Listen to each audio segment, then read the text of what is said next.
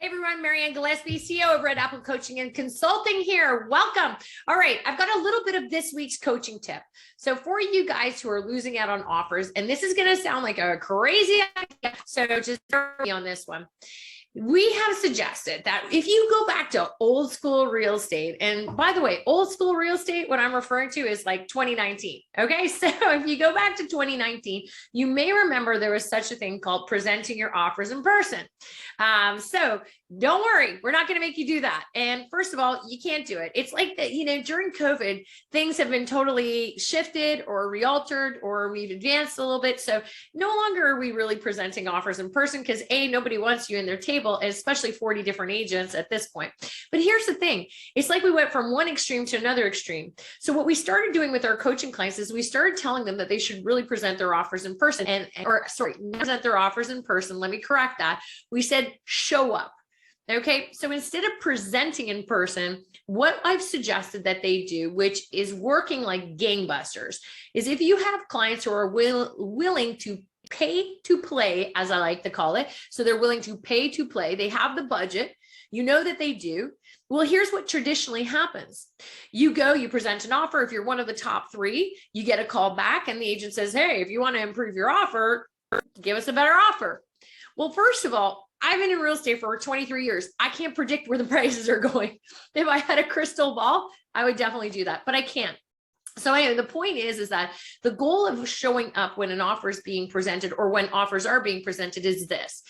You don't tell the agent. You don't have to tell the agent. You just have to say to the agent, when are you presenting, which they legally do have to tell you. When are they presenting and how are they presenting? Are they presenting in person? Are they presenting from the agent's office, the agent's house? Or are they doing it by Zoom? One way or another, if you're getting 20, 30, 40 offers, you are presenting. Okay, so you're either taking out 39 offers and you're only presenting the top 3 or 4, but you are doing something. Okay, so but you have communications with your clients. So there is an offer date and a presentation method and a time, always is. Okay, so the point is you have to find out what that is. So ask the agent when, where, and how are they going to present.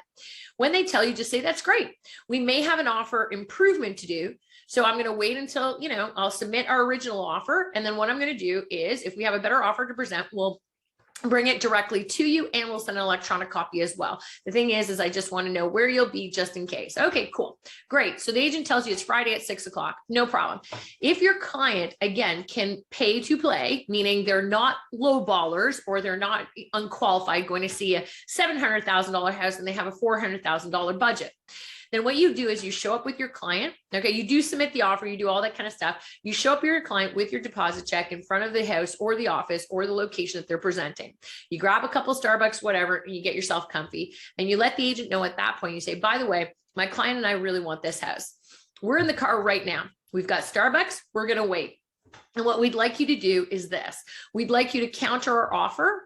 Give us a 15-minute irrevocable. Let us be the last ones to touch it. We're sitting here. We're serious. We're motivated. Nobody else has showed up. So we'd like you to just counter our offer for 15 minutes and give us a 15-minute irrevocable and give us a chance to get this house. And that's how serious we are. So here's the thing, guys. The reason why that works is because it changes the game. Right now, you guys are in a position where you're not winning. Okay, you're not winning. Only one person's going to win. And guess what? Nobody's showing up. Nobody's doing this. So if you show up and you do this, it's the job of the listing agent to get the highest price possible. And I'll be honest with you, any seller who knows that a buyer has showed up with their agent, they're waiting outside, they know, and they're going to feel compassion and they're going to say, hey, what's the harm? Give them a 15-minute counter offer. They're going to, and I tell you, they're not going to go obscenely overpriced. They're just not going to. They're going to go a couple thousand over the highest offer. I can almost guarantee you that. And they're going to come back out and they're going to give you and your clients the last final shot. See, the point is that the power then becomes, you're not guessing. You're not just randomly being told improve your offer. You're actually getting a counter offer, which you weren't getting before. So even if your client says, I can't do that, you know what? You're not the person who's the problem here. Your client couldn't pay that price.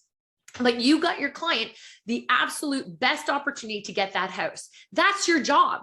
That's your job. Same way it's the seller's agent's job to get the highest price. It is also the buyer agent's job to make sure that they do everything possible to guarantee that they get the last chance to get this house. That's the job. Doesn't mean your client's going to get the house because it might be too much for them.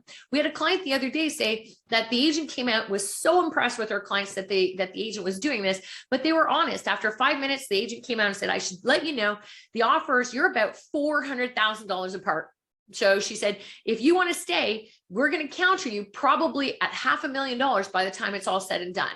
Can your client go up that much? And the agent's like, no. She goes, well, then I'm giving you a favor here. And you know what? The client in the car and the agent were like, thank you.